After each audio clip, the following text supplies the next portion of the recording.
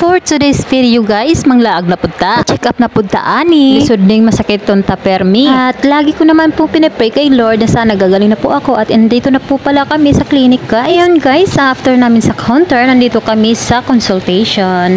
While waiting para pagdating ng aking doktor na mag-check up sa akin. May uupo sa waiting area. Nararamdaman ko nga pong inaantok na ako. Oh my God. Paano ba naman na bago kami umalis, uminom pa ako ng gamot? Dapat pala hindi na ako uminom ng gamot para hindi ako antukin. Yan guys, gandang taon. Kita nyo yan? Ayan nga guys, kakasabi ko lang inaantok ako. Nakatulog po yung kasama ko. Oh my God, siya yung nauna natulog kaysa sa akin. Sa wakas natapos din guys. Short video lang tayo. Kaya thank you, Will Care. At minalas nga kami talaga guys. Sumulan pa. Ayan guys, pauwi na nga po pala kami niyan. Nandito kami sa Walter Mart. Ayan mga tao, nakapila po kami para sasakay po kami ng tricycle pauwi ng aming subdivision. Oh, maura to guys. Daghang salamat.